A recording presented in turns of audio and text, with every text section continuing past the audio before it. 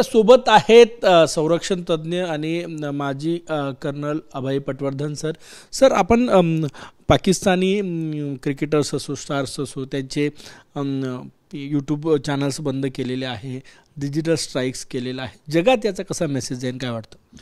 याचा जगामध्ये अतिशय सकारात्मक मेसेज जाईल आहे. कारण जे आपण आधी करायला पाहिजे होतं ते आपण आत्ता केलेलं आहे आणि ते सुद्धा स्तुत्य आहे.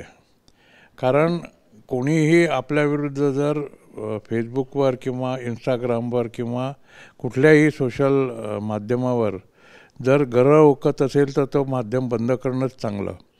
कारण त्यामुळे किमान आपल्या देशात तरी त्यांच्या विचाराचा काही प्रभाव पडणार नाही. आता एक मध्ये मी न्यूज वाचली की पाकिस्तानच्या लोकांना, राजकारण्यांना आणि आतंकी लोकांना ही एक भीती आहे की जसा इस्रायलने डिजिटल स्फोट केले होते पेजरचे, तसे आपण करू शकतो का. तर हा एक विचार करण्याचा मुद्दा आहे. भारताने हे मान्य केलं आहे किंवा विचार केला आहे याच्याबद्दल, याची मला काहीच कल्पना नाही आहे. पण दिस इज क्वाईट फिजिबल, हेही होऊ शकतं. हे होऊ शकतं. याचा जगभरात काय मेसेज जात असेल जे अकाउंट्स बंद केले, आपण डिजिटल स्ट्राईक केलं एका प्रकारे? हा एक अशी गोष्ट आहे की जी जगामध्ये सकारात्मक दृष्टीने पाहिला जाईल. कुठलंही राष्ट्र जेव्हा त्याच्यावर हल्ला होतो तेव्हा जे काही स्वतःच्या संरक्षणाचे पावलं उचलतो ती पावलं जगामध्ये नेहमीच सकारात्मक दृष्टीने पाहण्यात येतात. जर आपण हे केलं नसतं तरच जगाने आपल्याला कमी लेखलं असतं असं माझं मत आहे. पंतप्रधान नरेंद्र मोदी यांच्यानंतर संरक्षण मंत्री राजनाथ सिंह यांनीही आपला रशिया दौरा रद्द केल्याची माहिती होती की रशियाच्या विजय दिवस कार्यक्रमात ते सहभागी होणार आहे. याचा अर्थ काय होतो की 9 तारखेच्या आधी काही घडेल?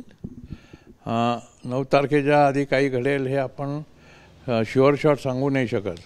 पण ती आशंका आहे, ज्याला आम्ही बॅटल इंडिकेशन म्हणतो, तीही बॅटल इंडिकेशन्स आहेत. म्हणजे कसं की ज्या वेळेला हा हादसा झाला किंवा ही घटना घडली त्यावेळेला मोदी सौदी अरेबियाच्या दौऱ्यावर होते. तो दौरा अर्धा टाकून ते परत आले.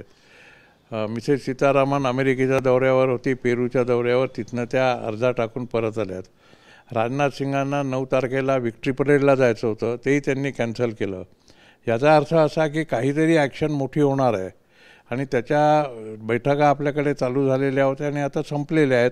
याचा अर्थ की तयारी सुरू झालेली आहे. ती संपायच्या मार्गावर जेव्हा येईल त्यावेळेला हल्ला होण्याचे चान्सेस खूप जास्त आहेत. आणि जर आपण टाईम फ्रेमचा विचार केला तर 22 तारखेला हा हल्ला झाला होता आणि 9 तारीख म्हणजे जवळपास 12 दिवस 15-16 दिवस जातात. आणि मागेसुद्धा बालाकोटच्या वेळेला किंवा उरीच्या वेळेला आपल्याला तेवढेच वेळ लागला होता. 18 ते 20 दिवसामध्ये आपण हल्ला केला होता. त्यामुळे टाईम फ्रेमप्रमाणे जो तुम्ही प्रश्न विचारला तो बरोबर आहे, पण होईल की नाही हे येणारा काळ सांगेल. पाकिस्ताननेही मिसाईलचं टेस्टिंग केलं आहे, भारतानेही INSचं याच्यावर टेस्टिंग केलेलं आहे. दोन्ही देशाच्या मिसाईलमध्ये तुलना करायची झाली तर कुठल्या देशाचे मिसाईल जास्त शक्तिशाली आहे असं वाटतं तुम्हाला? आपले जास्त शक्तिशाली आहेत. पाकिस्तानचे जे आहे हफ्त मिसाईल ते चीनची कॉपी केलेले आहेत. पाकिस्तानपाशी स्वतःचे मिसाईल्स नाही आहेत. शाहीन म्हणा, हफ्त म्हणा, दुसरे जे आहेत J-20 म्हणा, हे सगळे त्यांनी चीननी दिलेले किंवा चीनची कॉपी केलेले मिसाईल्स आहेत. मिसाईल हे बेसिकली कॅरेज व्हेहिकल आहे. त्याच्यावर तुम्ही आपला अणुबॉम्ब बसवू शकता किंवा तुम्ही आपला वॉरहेड बसवू शकता.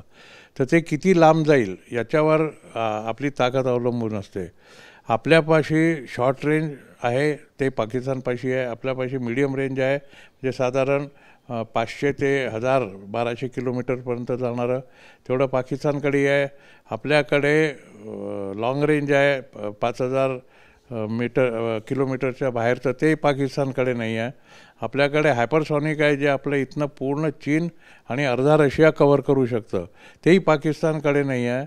त्यामुळे आपल्याकडे जी अण्वस्त्र न्यायची किंवा नॉर्मल वॉरहेड न्यायची जी क्षमता आहे ती आपल्याकडे खूप जास्त आहे, पाकिस्तानकडे नाही आहे.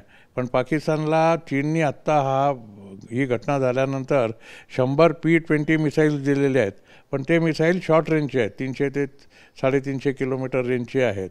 त्यामुळे आपल्याला मिसाईलच्या डीप पेनिट्रेशन किंवा डीप अटॅकचा खतरा नाही आहे जो पाकिस्तानला आहे. सर, पाकिस्ताननं आता सौदी अरेबिया असो की इतर देशांसमोर हात पसरले मदतीसाठी, आणि या देशांच्या मदतीनं भारतावर दबाव निर्माण करण्याचा प्रयत्न करतो की शांतता पाळावी म्हणून विनवणी केली जात आहे. कसं बघता याच्याकडे जागतिक स्तरावर याचा काय अर्थ काढतो?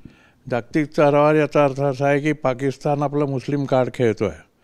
पाकिस्तानने ऑर्गनायझेशन ऑफ इस्लामिक कंट्रीजला सुद्धा सांगितलेलं आहे आणि अरब देशांना सुद्धा त्यांनी विनंती केलेली आहे.